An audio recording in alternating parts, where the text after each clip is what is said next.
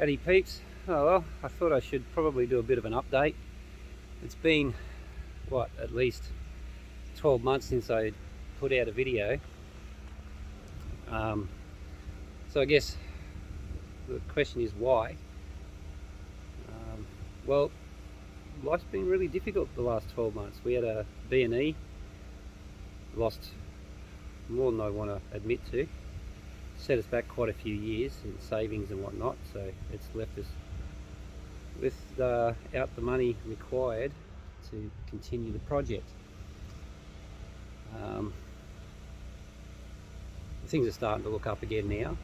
We're starting to get ahead of things again and start to get grounded again. Other than that, things have been pretty reasonable. The reason she's back on the slip today for the next 2 weeks is I came down about 3 months ago, just check on it. Like, I check on it pretty much once a week. I come down and check on the boat, and I came down to do my weekly check about 3 months ago, and the water was above the floorboards. Thankfully for the bilge pump under the engine, she didn't go to the bottom of the river.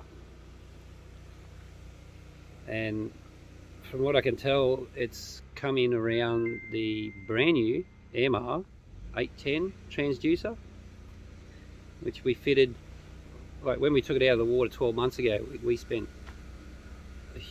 10-15 grand redoing, take the whole hull right back to fiberglass, new barrier coat, undercoat, new anti-foul, all new through holes, new transducer, the whole kit and caboodle.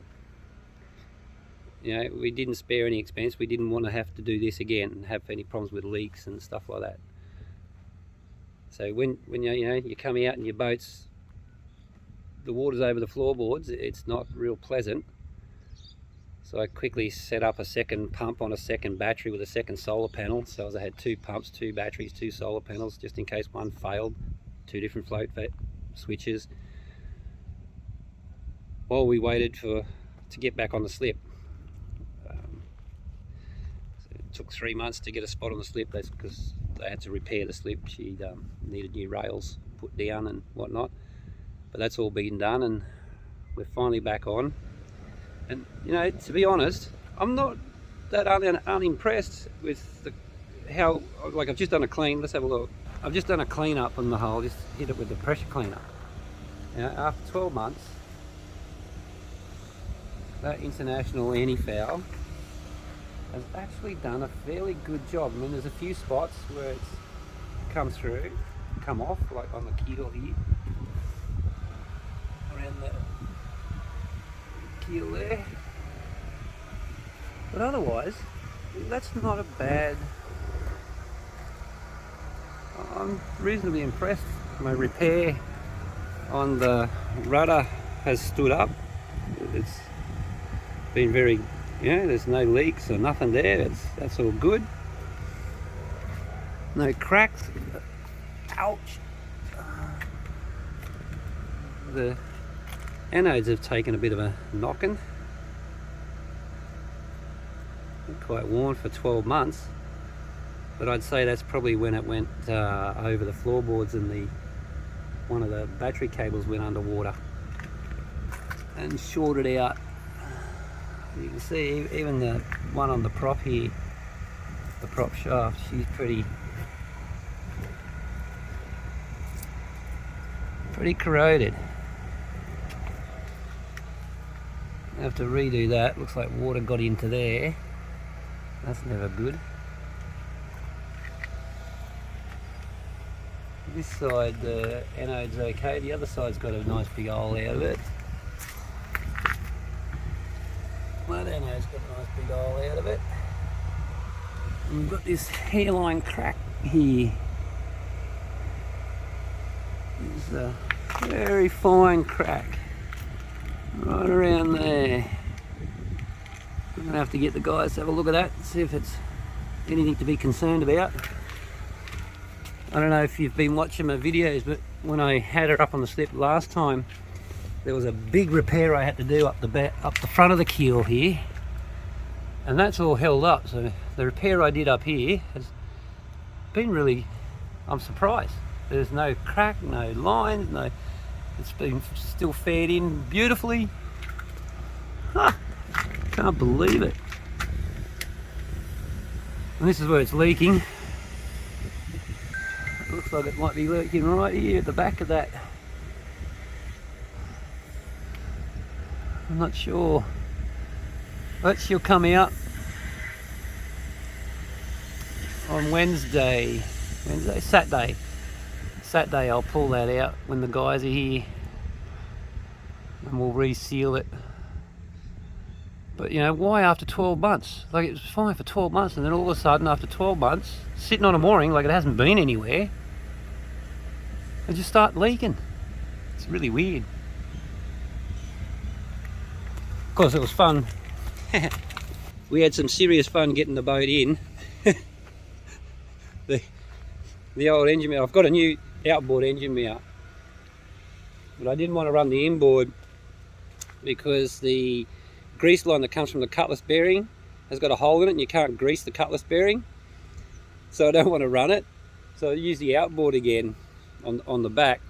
You can see there behind me. Where is he? Yeah, up there.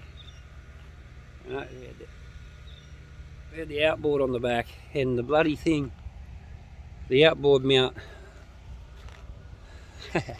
busted on me. Let's have a look.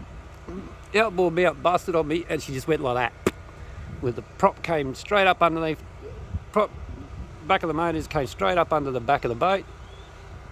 Engine down into the water. Oh my goodness, scared the crap out of me. And then we had to tie it up so it wouldn't fall off the back. And then I stood on top of the ladder here with my foot on the back of the motor so it wouldn't tuck underneath the boat until we could get a boat alongside us to tow us. So that was fun. And then when we came in, then when we got to the slip, they hadn't got it all, didn't take it all the way out, so there wasn't quite enough water, so we had to stuff around and ended up getting another boat to tow the cradle out the rest of the way so as we could get her on. But we eventually got her on, and it's actually sitting on the cradle better than it's ever sat on the cradle here since I've owned the boat anyway. Yeah, but anyway, yeah, apart from the leak in the transducer mount, around that transducer mount, I'm really impressed with the condition of that hull. Yeah, okay, it's only 12 months, but it hasn't gone anywhere. It's just been sitting there in the river. Mind you, the through hulls were really clogged with barnacles, and I'm not sure if I want to keep this style of through hull, but have a look. Yeah, I've got these new through hulls, but they all filled up inside with barnacles. I don't know if that's a good thing, and it's really hard to clean them. Like, you can't just take it off, take that cover off to clean it. This one did the same thing, it was all full of barnacles. And this one here is your raw water intake for the engine cooling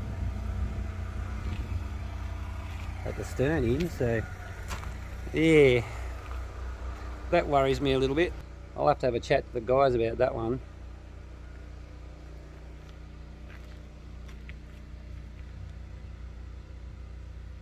She's my baby. I really can't wait to get her sailing.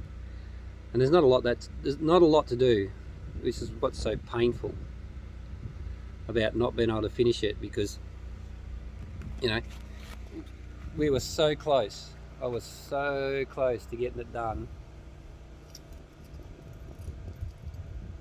Like, there's probably another 6 months worth of me tinkering a couple of hours a day. And she's done. We just got to put, I've got to put a shroud on around the cockpit so I can put the winches back in.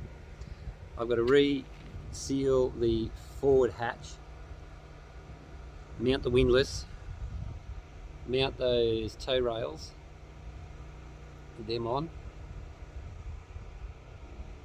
That's about it, really. I mean, to get it sailing, to get it liveaboard, well, that'll take a bit more work. But who cares about liveaboard? As long as I can go sailing. Even if it's just in the river, you know. Even if I can just go sailing in the river, I'd be a happy man.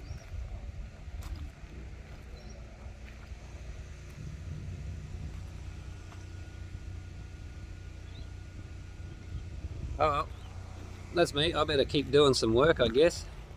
Have a good one, guys, and take care.